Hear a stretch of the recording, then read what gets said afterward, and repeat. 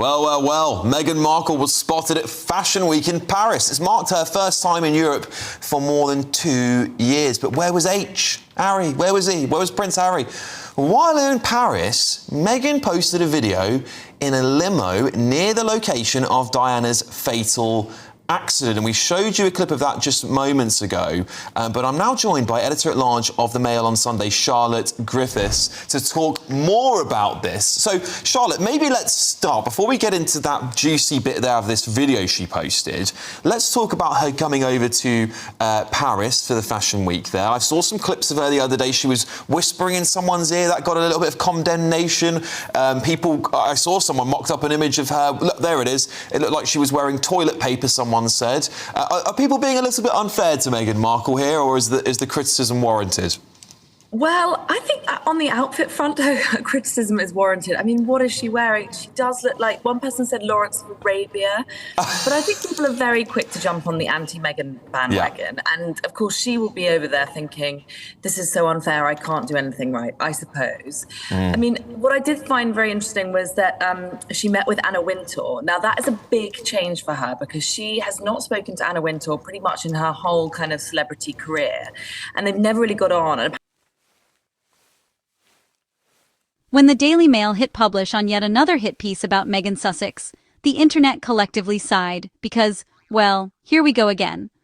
The headline screamed as if some catastrophic moral event had occurred.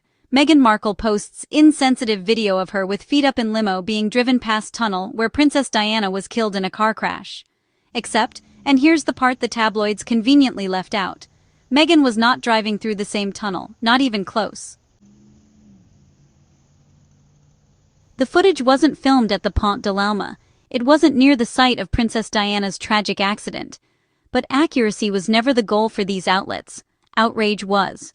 They wanted another moment of hysteria, another excuse to smear Meghan's name and feed the public that never-ending diet of distorted drama that's kept them profitable for years. Because let's be honest, the British tabloids have turned Meghan's existence into their entire content strategy. Every breath she takes, every outfit she wears, every second she exists outside the royal bubble becomes tabloid bait. They twist, they invent, they manufacture. And this latest story was no different. A simple aesthetic clip from a woman riding through Paris, enjoying the city lights, celebrating her appearance at the Balenciaga show, was turned into a grotesque accusation of insensitivity. The Daily Mail didn't check geography. They didn't care about facts. They saw an opportunity to weaponize grief, to exploit Princess Diana's memory, and to use it against Diana's own daughter-in-law. But what they didn't anticipate was just how quickly people would call them out. Within hours, social media users from across the globe dismantled the lie. Fact-checkers pointed out that Meghan's car route wasn't anywhere near the Alma Tunnel. She was simply driving through Paris, not through history's pain.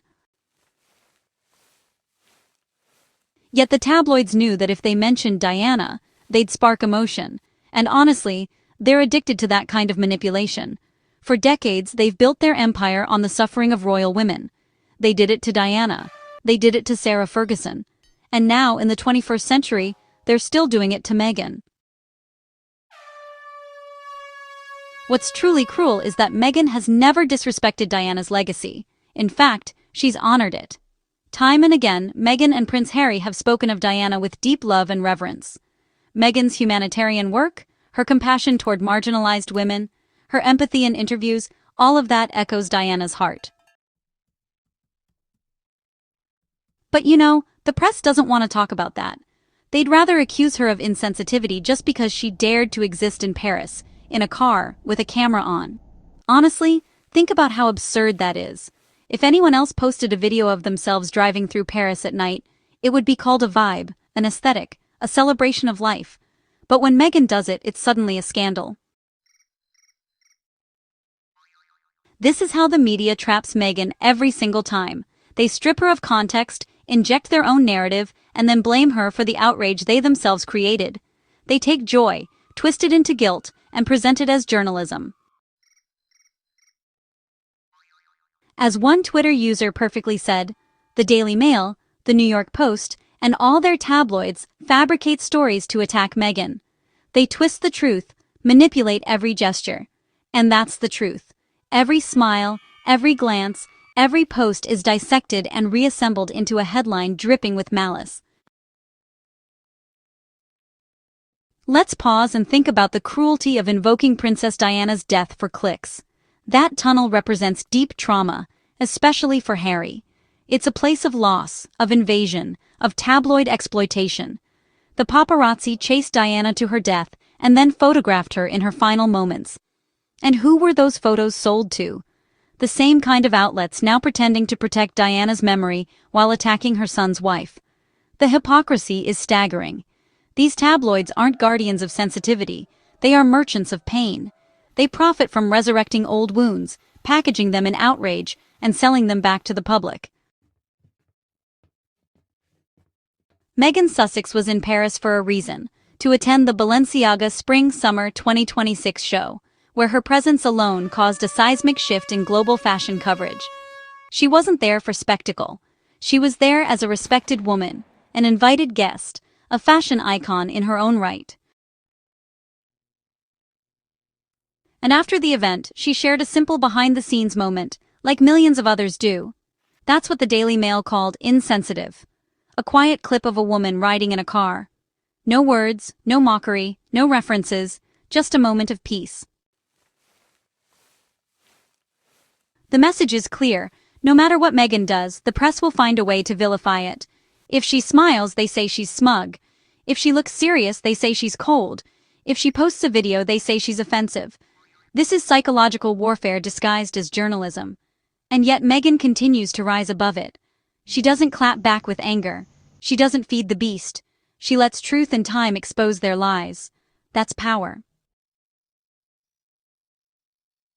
It's also telling that the tabloids never applied this kind of scrutiny to anyone else. Other royals have traveled through Paris countless times.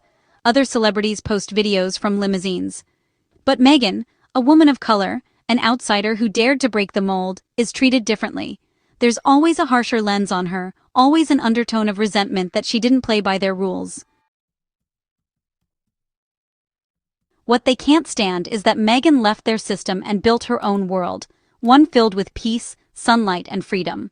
This isn't the first time they've done this either. Remember when Meghan shared photos of her garden or cooked with women in community kitchens?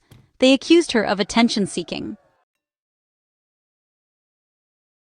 When she launched her lifestyle brand American Riviera Orchard, they mocked her jams and spreads as if joy was a crime. When she supported mental health charities, they said she was copying Diana. And now, when she simply shares a car ride video, they claim she's disrespecting Diana. How can one woman be simultaneously accused of being both too similar and too different to the late princess? Let's be clear, this isn't about journalism, this is about control. Meghan represents independence, and that terrifies an institution built on silence and compliance. The tabloids lost their grip on her the moment she and Harry chose to leave that toxic ecosystem, and ever since they've been trying to punish her publicly for that freedom. That's what this story is. Punishment disguised as reporting. But their tactics are failing. More and more readers see through the spin.